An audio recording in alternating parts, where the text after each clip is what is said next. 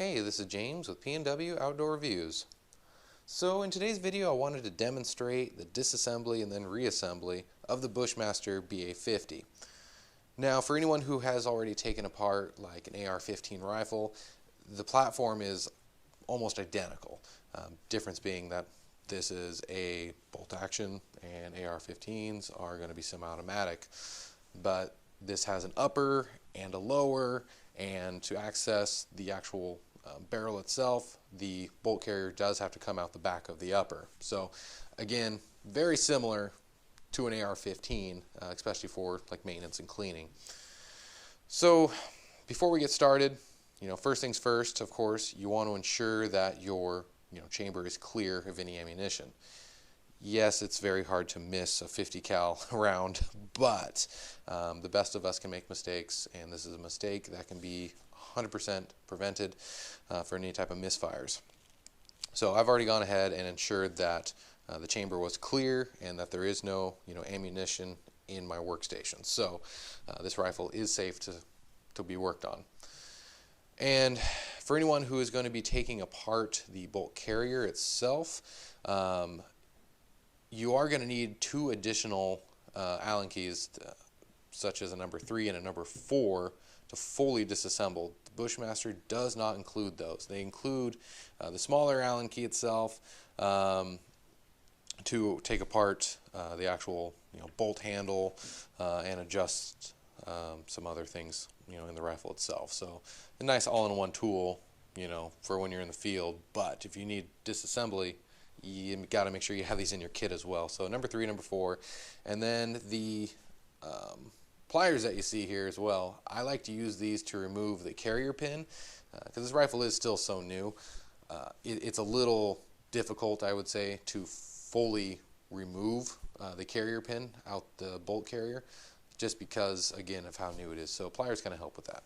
So these are my 3 recommended tools to have when you're doing a full disassemble of the rifle.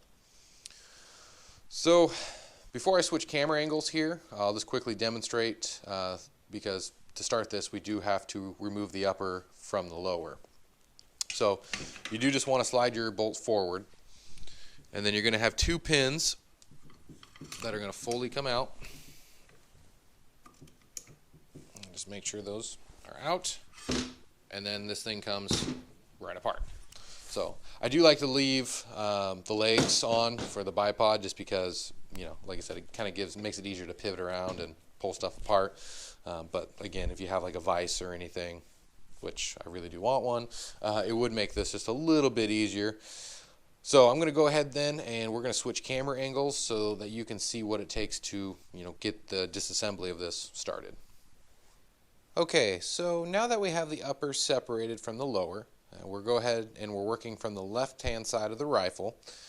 To get started, to get the bolt carrier out, you do have to then take the supplied Allen wrench that came with the rifle itself, and right above the actual bolt handle itself, there's a little screw, and you go ahead and you don't have to twist it all the way out, and you'll see it then pops right out.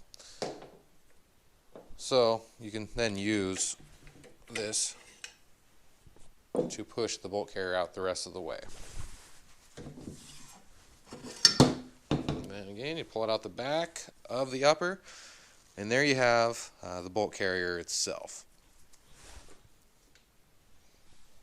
So when you begin working on the bolt carrier, I do recommend that you work on something like a shop towel or some other lighter material, just so you don't lose track of any of the smaller pieces of the bolt carrier, because truly one of the screws in this thing are micro size. So I've already come close to losing it, so highly recommend something light in color so you know exactly where each piece is. So to get the process started of taking apart your bolt carrier, this is when I like to use these needle nose pliers, because the carrier pin itself, right in the middle here of the bolt carrier, has a little spring-loaded tab or a, I don't know the other phrase for it here, but again, it prevents you from just pulling out the pin. So I like to just squeeze down on the end. I don't know if you can actually get a grip on it. and then just use your other hand, and then the pin will pull. Now the other way I like to use these is because this thing is really difficult just to pull out. So just give it a little bit of a twist, and that carrier pin pops right out. So after you've removed the carrier pin, the next step is you're going to remove this bearing cap screw. This is farthest back from the bolt itself. So you're going to use your number 4 Allen wrench, if you can actually get that in there, and that will just unscrew. So that'll take that screw and bearing off, and down underneath that is actually the sleeve set screw, so that you can further remove your actual firing pin itself. So then you have to take your number 3 Allen wrench, and you are going to just keep twisting this, and then I'll show you guys how small this screw is. And I hope you guys can see that. I mean, that's you really don't want to lose that. That would be very easy to lose. So once you have that out, then everything else, such as your firing pin sleeve itself and the firing pin. So now this cam pin pulls right out. So once you have the cam pin pulled out, your bolt is going to pull out as well. So from here you can do your deep cleaning and everything else. The things that I like to do when I have this all torn apart, again, is to make sure there's just no gunk.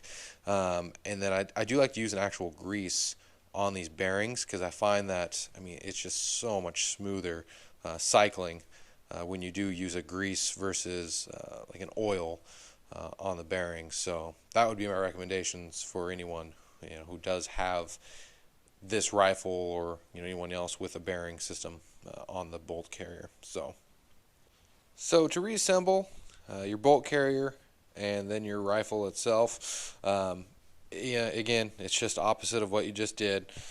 So we're going to take our bolt, press that back into our bolt carrier. You got your cam pin itself, and you got to make sure a little hole in that thing is lined up, so that way when you get your firing pin press back in here, it'll actually go all the way through. Yeah, a little easier if we do it this way. Alright, so get your firing pin, and you'll know because you'll feel the tension of the spring on it as well. You get your firing pin sleeve, press that back on. And then the fun part of getting this little sleeve screw started.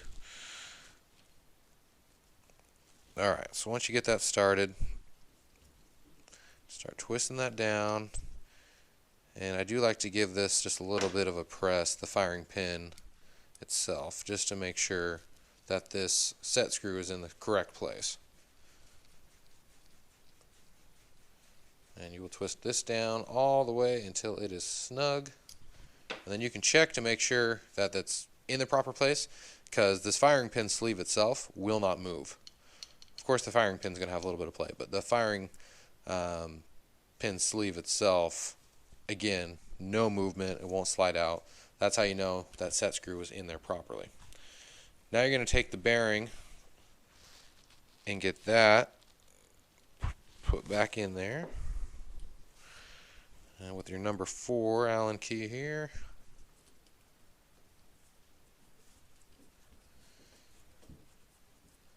just until snug. Don't want to go crazy tight on these.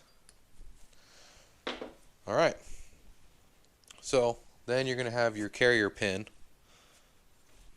and that's going to get pressed right back down in the center. Now, same thing, you do have to kind of press on the firing pin a little bit, and it's in. Simple as that. So from there, that gets slid back into the rifle, into the upper from the rear, and then the bolt handle then will get bolted back into place. So I'm going to go ahead and change camera angles so that I can better demonstrate that for you guys, so we can finish this up. Okay, so we're going to take our bolt assembly that's just been put back together, and we are going to slide that back into the rifle itself and just get that started by hand. Then you can take your bolt handle and just kind of slide that back in, bring it back, and then you're going to take the Allen wrench and then tighten the screw itself that holds the handle in place. You just want to make sure it's snug, nothing, over the top. And now you have full operation again of your upper. So from there, you're just going to bolt that back on to the lower, push those 2 pins back in, and this rifle is complete. So overall, the disassembly of this is really easy. It's, again, no different for the most part to like an AR-15, so I found it pretty easy my first time taking this apart. The only thing was that little hidden screw, that little, oh geez, I'm already forgetting the name.